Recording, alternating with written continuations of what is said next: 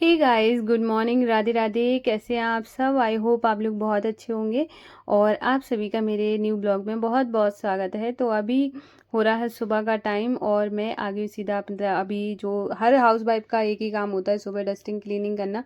और सुबह का जो टाइम रहता है बहुत जल्दीबाजी का होता है। कोई किसी को कहीं बाहर जाना होता है या फिर उनके बच्चे बाहर जा रहे होते हैं या हस्बैंड जा रहे होते हैं। मतलब बहुत सारे हज़ारों काम हो जाते हैं जिसको ना मैनेज करना थोड़ा सा मुश्किल हो जाता है। लेकिन अगर आपका अच्छा सा रूटीन है और आपने अपनी लाइफ को मतलब जो होता है ना कि एक रूटीन सेट कर रखा है, तो आपको कुछ भी करने में कोई मुश्किल नहीं होगी और आपके सारे काम आसानी से हो सकते हैं। तो यहाँ पर मैं सबसे पहले उठ गई हूँ। उठने के बाद है ना, फिर मैंने सबसे अभी जैसे कि रूम में निष्ठू सो रही है और माधु अशु भी सो रहा है, तो मैंने उसकी लाइट ऑन नहीं करी है क्योंकि जब तक ये लोग सोते रहते हैं तब तक मैं लाइट ऑन नहीं करती हूँ। बस झाड़ू पोछा मैं ज़रूर कर लेती हूँ एक बार, फिर मैं बाद में भी करती हूँ जब ये लोग उठ जाते हैं तब। तो उससे पहले एक बार जब मैं, क्योंकि पूरे घर में एक बार अच्छे से झाड़ू लगाऊंगी और फिर पोछा करूंगी। तो यहाँ पे अभी मैं किचन में आ गई हूँ और जैसे कि मैं अपने बेडरूम की लाइट ऑन नहीं करती हूँ, आंगन की नहीं करती हूँ, किचन और पूजा वाले रूम की कर लेती हूँ, जिससे कि प्रॉपर इतना दिखाई देता है कि जिससे कि मैं आसानी से झाड़ू वगैरह लगा पाऊँ। क्योंकि मैं जल्दी जाग जाती हूँ, मैं नहीं चाहती हूँ और लोगों की भी डिस्टर्ब हो। और इस वजह से मैं अपने काम, मुझे मेरे काम टाइम पर करना है और ऐसा भी नहीं करना है कि मेरी वजह से किसी और को दिक्कत हो। तो मैं आराम से उठ जाती हूँ। उठने के बाद है ना, मुझे मैं अपने जब घर को झाड़ू लगाती हूँ, झाड़ू लगने के बाद जब वो चमक जाता है झाड़ू पोछा करने के बाद, तो मुझे एक अलग ही खुशी मिलती है कि मैंने सुबह बहुत जल्दी कर लिया है, मैंने नहा लिया है। तो एक मेरा एक मुझे इन सब चीज़ों को लेके ना एक मैं अ, या मैं ये कहूँ मेरी ये आदत है कि मैं जिस चीज़ में भी, मैं पहले अगर मेरी लाइफ जो पहले थी, मैं बहुत लेट उठा करती थी जिसकी वजह से ना सारे काम उल्टे सीधे हो जाते थे। और क्योंकि तब मुझे ऐसे लगता था निष्ठू छोटी है और कहीं जाना नहीं है, स्कूल नहीं जा रही है, तो मैं क्या करूँ। माधु बसु भी मेरी लाइफ में थे नहीं, तो उनके वजह से भी मुझे नहीं लगता था। तो जब से मेरा माधु बसु आया है, सारा कुछ मतलब उनकी कृपा से मेरा हर काम टाइम पर होने लगा है और मैं ये सारा क्रेडिट उनको ही दूंगी। और क्रेडिट क्या दूंगी, मैं तो उनकी, वैसे भी मैं कितना क्या बात कर रही हूँ, मतलब क्रेडिट नहीं, वो बोलूँगी कि उनकी कृपा, मतलब उनकी कृपा की वजह से ही मैं इतना सब कुछ कर पा रही हूँ। अगर उनकी कृपा ना हो तो शायद मैं इतना टाइम पे उठ ना पाऊँ। उठ भी जाऊँ तो मैं, हो सकता है कि मैं जल्दी जल्दी खा लंच वगैरह बनाकर और निष्ठू को भेज दूँ, झाड़ू पोछा मैं बाद में करूँ। क्योंकि कई लोग इस तरीके का भी रूटीन फॉलो करते हैं, लेकिन मुझे ऐसे लगता है कि मैं जब जल्दी उठ जाती हूँ, मेरा काम टाइम पर होता है, तो मैं बहुत हैप्पी फील करती हूँ। तो यहाँ पर मैंने अभी पोछा लगा दिया है, झाड़ू लग गई है। बाहर का मैं रिकॉर्ड नहीं करती हूँ, बाहर ऐसा होता है अंधेरा भी रहता है, दूसरा ऐसा ना अचानक से कहीं कोई आ जाए, मतलब पापा वगैरह उठ जाते हैं तो ऐसे फिर अचानक से सोचेंगे सुबह सुबह ही फ़ोन, मतलब अच्छा नहीं लगता, थोड़ा सा अनकंफर्टेबल फील होता है। बेशक कोई कुछ ना बोले और खुद को ऐसे फील होने लगता है।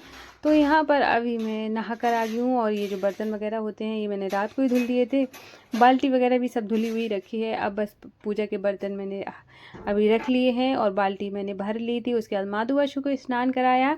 स्नान कराते टाइम मैं रिकॉर्ड नहीं करती हूँ स्नान, और उनको स्नान कराने के बाद है ना, फिर मैं जिस पानी को, ये जो पानी रहता है जिसमें मैं स्नान कराती हूँ, ये मैं प्लांट में डाल देती हूँ, बाहर जो प्लांट है, क्योंकि अंदर तो मैंने एक भी प्लांट नहीं लगाए हुए, इंडोर कोई भी प्लांट सर्वाइव करता ही नहीं है, तो मैंने सब बाहर ही लगाए हुए हैं। तो वो मैं बाद में पानी डालती हूँ, जब मैं बाद में जल चढ़ाने जाऊँगी, जल चढ़ाने के बाद फिर ये वाला पानी प्लांट में डाल दूँगी जाके। तो उसके बाद है ना, जैसे कि मैंने आपको हमेशा बताया, केले का पेड़ है, तुलसी माता है, भोले बाबा हैं, उसके जस्ट साइड में अगर आप देखेंगे तो वहाँ पे सदाबहार का भी प्लांट लगा हुआ है।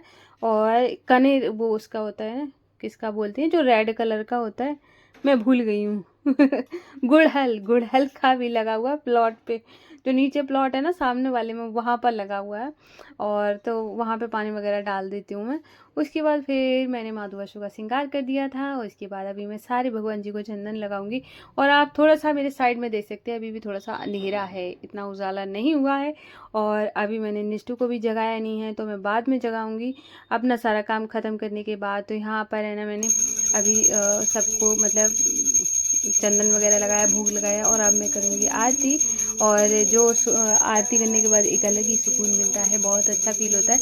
और अभी नवरात्रि जैसे कि आने वाली है, तो नवरात्रि का जो सामान है तो वो एक दिन पहले ही आएगा। और मैं उसके बाद ही अपने जो मेरा पूजा वाला जो चीज़ें हैं ना, जैसे कि ये जो बिछा हुआ है ये सारी चीज़ें मैं चेंज करूँगी। और हाँ, एक कमेंट आया था कि आप रेड कलर का कपड़ा आपने नीचे बिछा रखा है और तो आप वो है ना अग्नि का प्रतीक होता है। तो देखो ये क्या हो रहा है, ये जैसे कि क्या होता है कि बहुत सारे ऐसे वीडियोस लोग बना देते हैं कि मतलब कि लाल मत बिछाइए, कि हमेशा से हमने बिछाया हुआ है, ऐसा नहीं, हर को जाने कितने लोग बिछाते हैं ऐसे। अगर रेड कितना शुभ कलर है, कोई बुरा कलर थोड़ी ना है। और अग्नि एक अलग चीज़ है, कलर एक अलग चीज़ है। मैं ये नहीं मान रही हूँ कि आप जो बोल रहे हैं वो ठीक नहीं है, लेकिन हाँ, मैं इन सब चीज़ों को बहुत कम मानती हूँ। मुझे ऐसे लगता है कि अगर भगवान अगर आपसे खुश है ना, तो आप अगर जैसे मान के चलिए आपके पास व्यवस्था नहीं है और आपने नया कपड़ा नहीं खरीद पाया, आप धुल के उसको भी बिछाएंगे ना, वो उसमें भी खुश हो जाएंगे। तो मुझे ऐसे तो रेड अगर कि पीला अगर बिछाना चाहिए। देखो मैं आपको ये बातों को बुरा नहीं बोल रही हूँ, लेकिन मैं इन सब चीज़ों को थोड़ा सा कम मानती हूँ।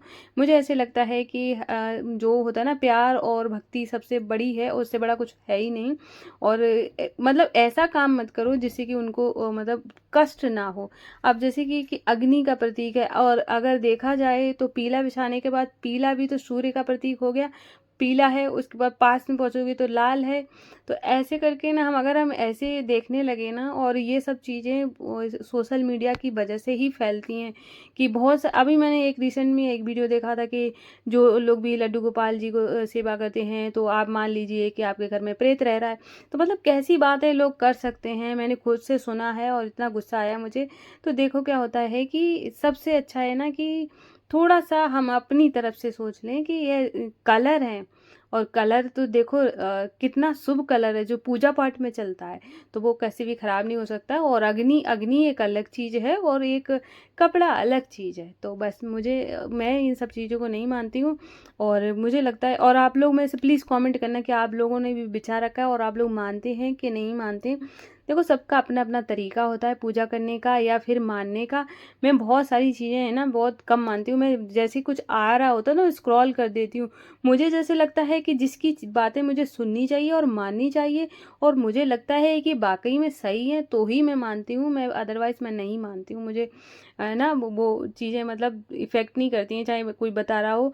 यहाँ बहुत जैसे बहुत पहुँचे हुए साधु संत होते हैं ना, उनकी बातें सुन के लगता है कि हाँ, ये बात अच्छी कह रहे हैं, तो मैं उनको उन चीज़ों को लेती हूँ। जैसे मुझे लगता है कि ये होता है ना कि फेम पाने के लिए करी जा रही हैं, तो वो मेरे सर से ऊपर निकल जाती, मैं नहीं देखती।